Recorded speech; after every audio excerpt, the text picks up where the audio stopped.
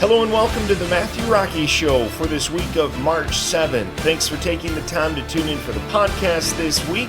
We're going to get started with a couple of notes about the war in Ukraine. First of all, from the U.S. side, President Joe Biden announced a ban on all Russian oil imports Tuesday in the latest move from the United States to isolate Russia's economy in response to its invasion of Ukraine. This latest measure comes in addition to sanctions already placed on Russian financial systems and individuals in Russian President Vladimir Putin's inner circle. Biden said, quote, "This is a move that has strong bipartisan support in Congress, and I believe in the country. Americans have rallied to support the Ukrainian people and made it clear that we will not be part of subsidizing Putin's war," unquote. Biden acknowledged the move would cost Americans as well. It comes as gas prices in the United States reach record highs. Some major oil companies have also said they will not buy from Russia, including ExxonMobil, BP, and Shell. Russia provides 10% of the U.S. supply of natural gas and oil and roughly 40% of the European Union's. Foreigners who travel to Ukraine to fight alongside Ukrainian forces during the war with Russia can receive Ukrainian citizenship, a top official said on March 9th. First Deputy Interior Minister Yevhen Yenin said the growing number of volunteers sign a contract and get military papers and are eligible for citizenship. Yenin said, quote, "If such foreign nationals are interested in obtaining Ukrainian citizenship, our legislation provides for them such an opportunity," unquote. Ukraine recently created an international bridge composed of people from other countries who joined the fight against Russia, which invaded Ukraine in February. Ukrainian President Vladimir Zelensky called shortly after the conflict began for foreigners to help Ukraine, and Zelensky said in early March that some 16,000 had volunteered. That number has increased to 20,000 as of Wednesday, according to the Kiev Independent.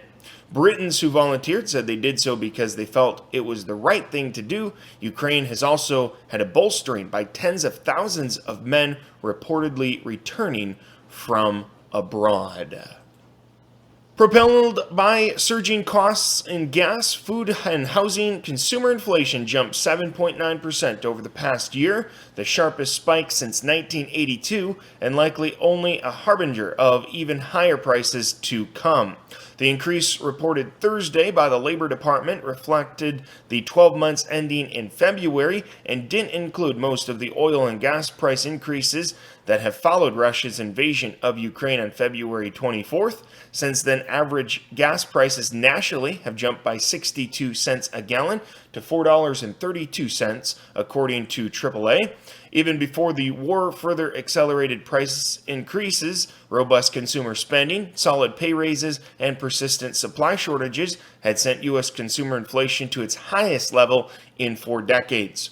What's more, housing costs, which make up about a third of the government's consumer price index, have risen sharply, a trend that's unlikely to reverse anytime soon. The government's report Thursday also showed that inflation rose 0.8% from January to February, up from the 0.6% increase from December to January.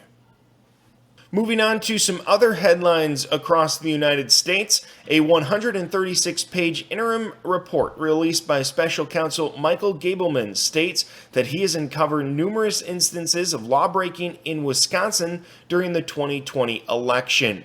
The former justice of the Wisconsin Supreme Court was hired last summer by the Speaker of the Wisconsin State Assembly, Robin Vos, to investigate suspected election fraud during the 2020 presidential election.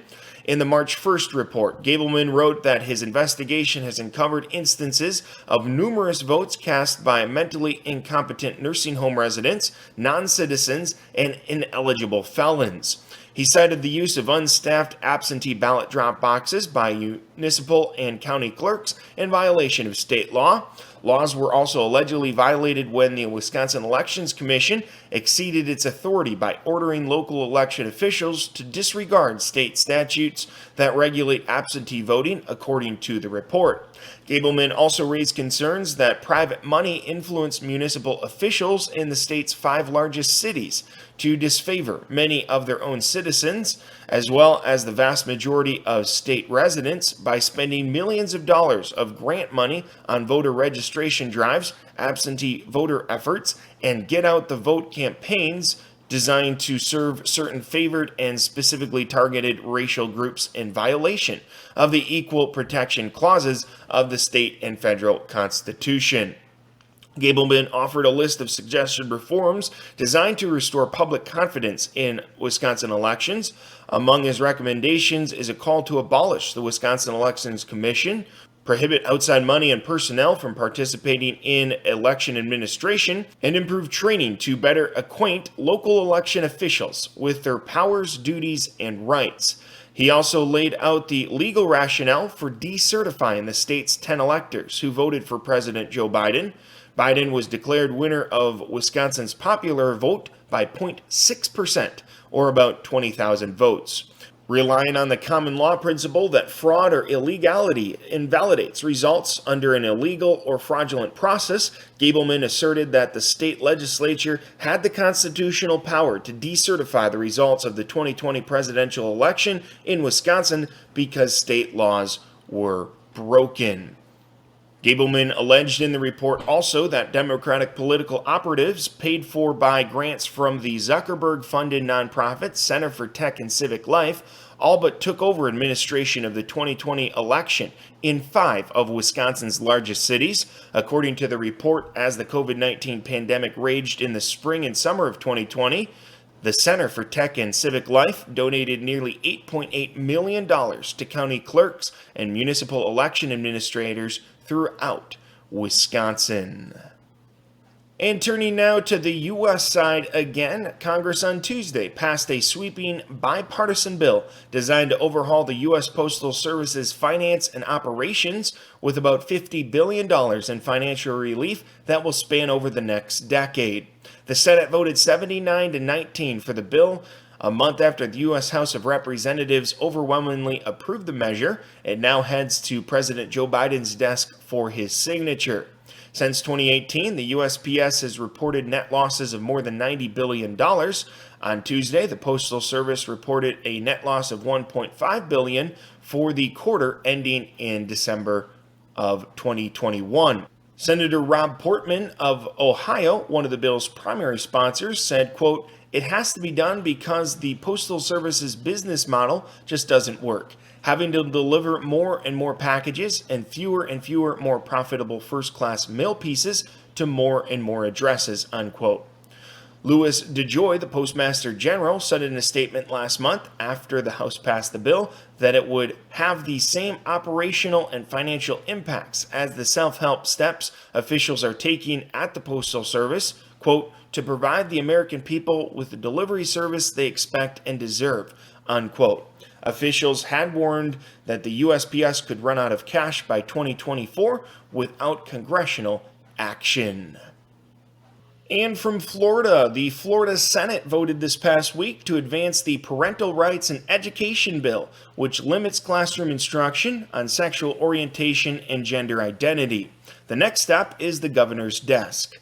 Although Florida Governor Ron DeSantis has not said he would sign the bill, he has signaled approval by saying he thinks it would shield elementary-age students from, quote, "inappropriate lessons on sex," unquote. He also accused the news media of creating a, quote, "false narrative," unquote, about the intended meaning of the legislation.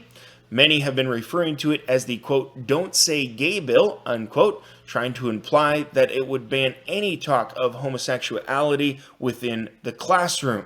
However, the bill is designed for kindergarten through 3rd graders. Quote, "We're going to make sure that parents are able to send their kids to kindergarten without having some of this stuff injected into their school curriculum," unquote. the Republican governor said at a press conference on February 28th. National Democrats, LGBTQ advocates, and other groups have opposed the measure, saying it marginalizes LGBTQ people. The language in the bill that has stirred the most controversy reads, quote, classroom instruction by school personnel or third parties on sexual orientation or gender identity may not occur in kindergarten through third grade or in a manner that is not age appropriate or developmentally appropriate for students in accordance with state standards, unquote. Republican Senator Dennis Baxley, sponsor of the bill, said that more children are experimenting with their sexual identity and parents need to be in control of what they learn about sex. Quote, I think 75% of people I see polled on this bill agree with me that there's something wrong with how we're emphasizing this, unquote, Baxley said during debate on the bill. In other news related to health and education, if you're like most people, you're aware of the prevalence of high fructose corn syrup in the food supply and the ongoing concerns about its health effects, such as its contribution to obesity. Since 1980, soft drink producers have favored high fructose corn syrup over real sugar from cane or beets as a sweetener. Food processors have followed suit, and today HFCS is found in thousands of products, including fast food offerings, baked and bread goods, tomato-based sauces, breakfast cereal, fruit drinks, salad dressings, yogurt, canned soups, candy, and even medication. The price and availability of sucrose, especially cane sugar, often grown near the equator, fluctuates wildly, whereas corn is the largest U.S. crop and is also subsidized, so the price generally stands to be cheaper.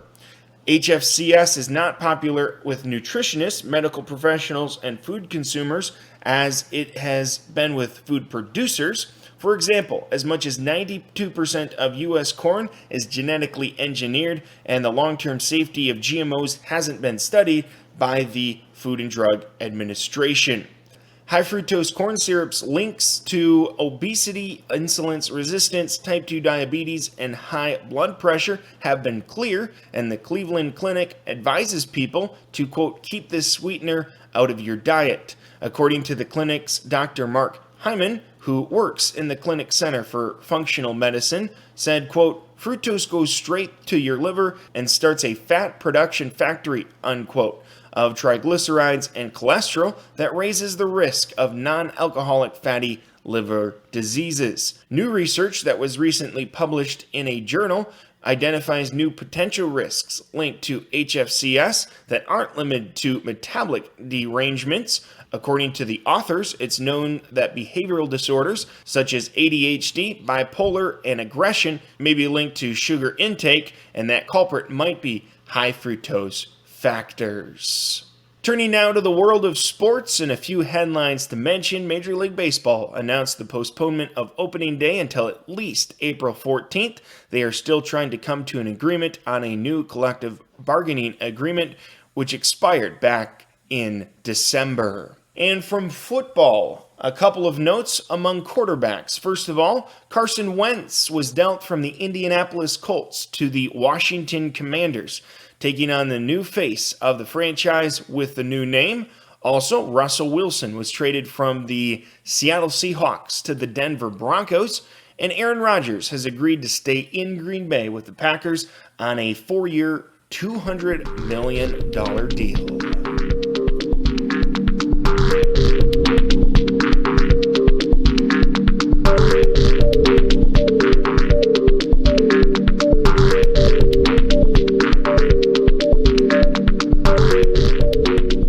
That section of the Matthew Rocky Show where we bring you those unusual stories from across the United States over the last week. We're also going to mention some notes from this week in history, going back first to March 7th. It was in 1876 on that day that Alexander Graham Bell received a U.S. patent for his telephone. In 1817, on March 8th, the New York Stock and Exchange Board, which had its beginnings in 1792, was formally organized. It later became known as the New York Stock Exchange. On March 10th, a few notes First, in 1496, Christopher Columbus concluded his second visit to the Western Hemisphere as he left for Spain. 1785, Thomas Jefferson was appointed America's minister to France, succeeding Benjamin Franklin. In 1864, President Abraham Lincoln assigned Ulysses S. Grant, who had just received his commission as Lieutenant General, to the command of the armies of the United States.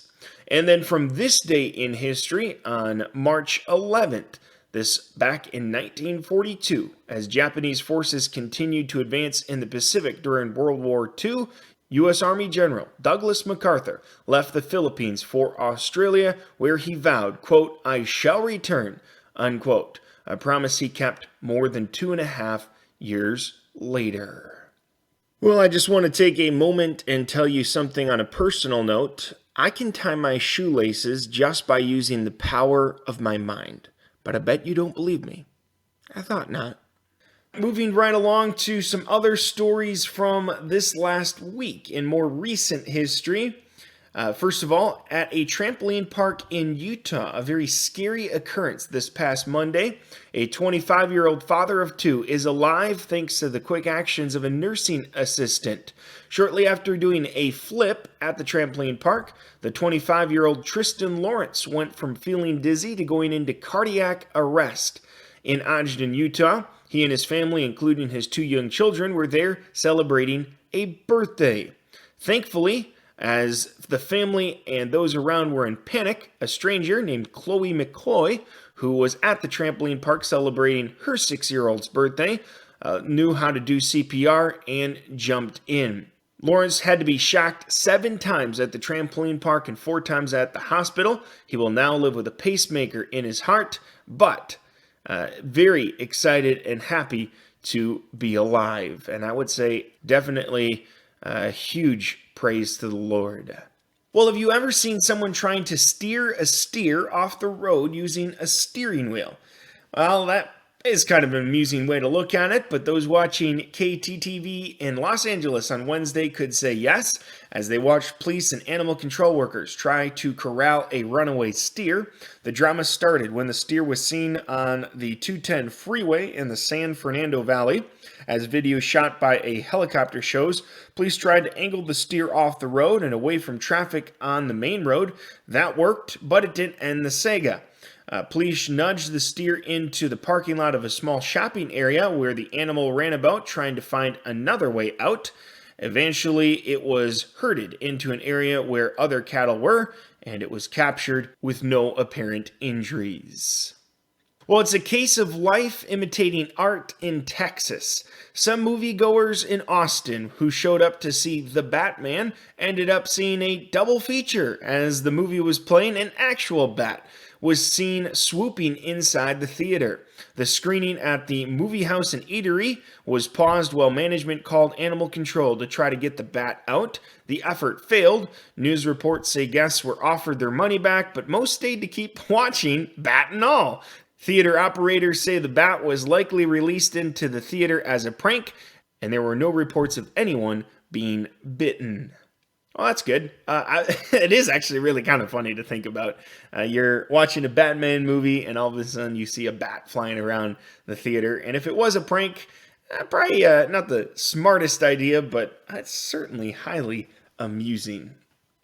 Well, what started out as a fishing adventure, an ice fishing adventure that is, became much more adventurous than 3 anglers had in mind. Authorities in Huron County, Michigan say a homemade ice fishing shanty was blown a mile across Saginaw Bay on Sunday by winds that topped out at near 50 miles per hour. After getting a report about the shanty being blown about on the ice, deputies came out to see what was going on. The 3 fishermen who had occupied the shanty were able to make it across the ice to shore on their own, and all of them refused medical treatment. That would be the ride of your life. Let me tell you, a mile across a frozen lake, frozen bay technically, but either way, talk about the stories there too. Well, you've heard plenty of stories about people rescuing cats from trees. Well, in this case, it was a person doing the rescuing who ended up needing the help. Authorities in Indianapolis say a 17-year-old boy was at Holiday Park on Saturday afternoon last weekend when he saw a cat up a tree. He went to give the cat a hand, but before he realized it, he also needed a hand as well. That's when you cue the Indianapolis Fire Department. It was dispatched to use a rope system to lower the boy down to safety, and as for the cat, well, the owners had to hire a private company to get it down from the tree. Well, a couple of other notes for you. This one more a public service announcement for anyone who owns a dictionary, and I assume most of us probably do. A couple of things. I am questioning the usefulness of dictionaries. I mean, I had some free time the other day, and I opened up to some page and randomly started reading it, and I learned next to nothing. But then the other thing, too, that's concerning about it is I found this page in my dictionary that it was horrible. It was absolutely horrible. I mean, what I saw on it was disgraceful, distasteful, disgusting, disingenuous, dishonest. I mean, I could go on. And so if you have that page in your dictionary, you may want to consider whether your kids are allowed to see that. And another thing, I wanted to ask you, why do birds fly to warmer climates in the winter? And I mean, honestly, the answer is real simple. It's simply because it's a lot faster than walking. But maybe you didn't think of that yet. All right, we're going to move on to some other stories. This one out of Arizona. Do as I say, not as I do. That's the advice a New York City man is offering after having to be rescued twice on consecutive days while hiking in the mountains of northern Arizona. Philip Vasto needed back-to-back rescues as he tried to go up Humphreys Peak. The first day, the sheriff's office used a ski resort track vehicle to bring him down, and the second day, they had to use a helicopter. Now that Vasto has learned his lesson, he's gotten a pro tip for the rest of us. He says in an online post that hikers should, quote, wait for warmer weather, unquote. Well, a bronze bell cast in 1834 in Paul Revere's Massachusetts foundry has made its way back home. It was returned this past Friday to the Paul Revere Heritage Site near Boston.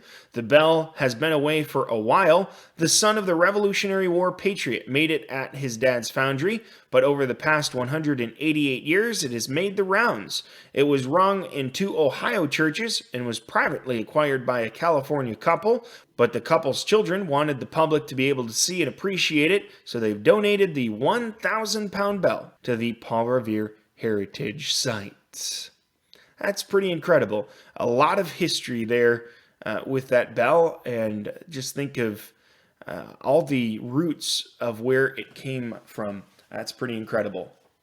Researchers have discovered the remarkably well-preserved wreck of polar explorer Ernest Shackleton's ship, Endurance, in 10,000 feet of icy water a century after it was swallowed up by Antarctic ice during what proved to be one of the most heroic expeditions in history. A team of marine archaeologists, engineers, and other scientists used an icebreaker ship and underwater drones to locate the wreck at the bottom of the Weddell Sea near the Antarctic Peninsula. The Falklands Maritime Heritage Trust search expedition, Endurance 22, announced the discovery on Wednesday. Images and video of the wreck showed the 3-mast wooden ship in pristine condition with a gold leaf letters reading Endurance still affixed to the stern. The ship's lacquered wooden helm still standing upright as if the captain may return to steer it any time. Minson Bound, the director of the exploration, said, quote, "This is by far the finest wooden shipwreck I have ever seen, and in a brilliant state of preservation," unquote. The combination of deep, dark waters, no sunlight penetrating to 10,000 feet, frigid temperatures, and sea ice have frustrated past efforts to find Endurance, but also explain why the wreck is in such good condition today. The expedition Endurance 22 embarked from Cape Town, South Africa in early February in a ship capable of breaking through 3-foot-thick ice. The team, which included more than 100 researchers and crew members, deployed underwater drones that combed the seafloor for 2 weeks in an area where the ship was recorded to have sunk in 1915. The expedition to find Endurance comes a century after Shackleton's death in 1922. British historian and broadcaster Dan Snow, who accompanied the researchers, tweeted on Saturday, quote, 100 years to the day since Shackleton was buried, unquote. Wow. That is an absolutely incredible story, and I don't know if you're familiar with the story of endurance and Ernest Shackleton, but if not, definitely read the book. There's also a movie that came out about it in 2000. I've never seen that personally, but that might be another way to learn the story of just amazing perseverance experienced by that convoy over 100 years ago. But something that we can all learn lessons from. Definitely check it out if you have the time. Well, thanks for tuning in for the Matthew Rocky Show for this week of March 7th. It's been great to have you along for the podcast this week. I know it's a little bit shorter of a podcast than previous weeks, but stay tuned. We've got a lot of fantastic content planned for the weeks ahead. Closing with a couple of different thoughts for you. First of all, if you are interested in investing, experts that we have at the Matthew Rocky Show are letting us know that we should make you aware you should not invest in cemeteries. Apparently, that's a dying industry.